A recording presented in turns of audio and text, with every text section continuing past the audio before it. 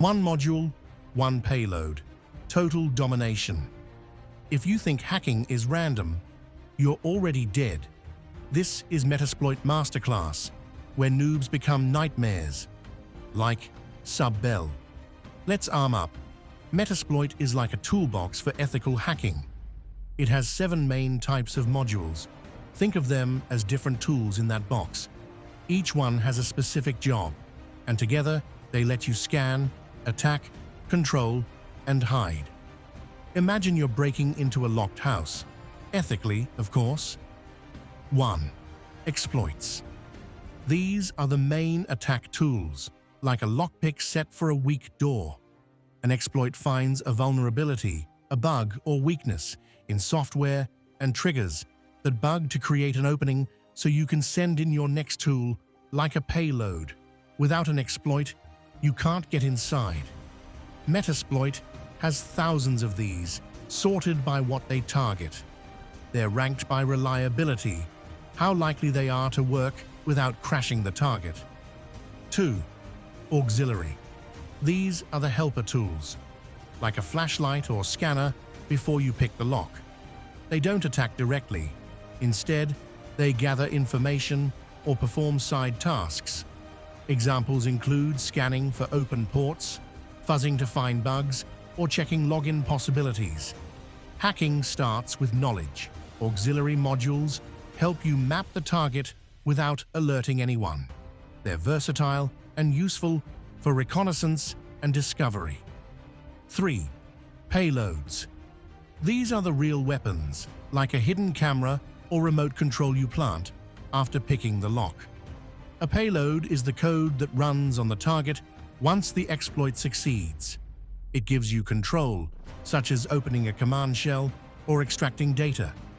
Payloads come in types: single, one-shot actions, staged, sent in pieces for stealth, and interactive frameworks like Metasploit that let you browse files and control the system.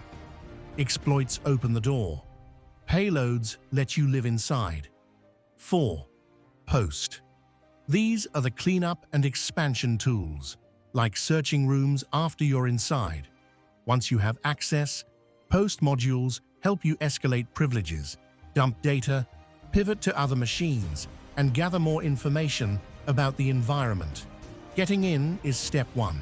Post modules let you dig deeper and remain effective without launching new attacks. 5. Encoders. These are the disguise tools, like wrapping your payload in camouflage.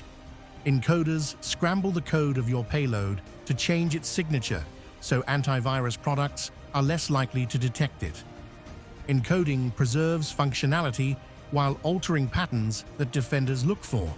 You can apply encoders multiple times for extra stealth. 6. NOPS. These are the padding tools, like bubble wrap, to protect your attack. NOPS, no operation, are filler instructions that create a sled to make the payload land reliably in memory. They provide a runway so small offsets don't break the exploit.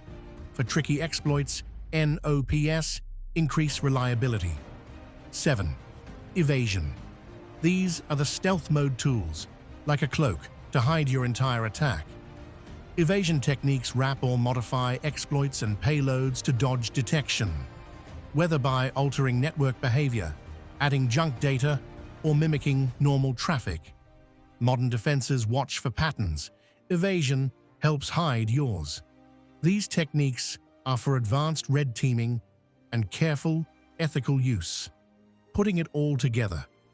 A full engagement typically uses auxiliary modules to scan, an exploit to gain access, a payload for control, post modules to expand and gather, with encoders and NOPS improving reliability and evasion, helping you stay undetected.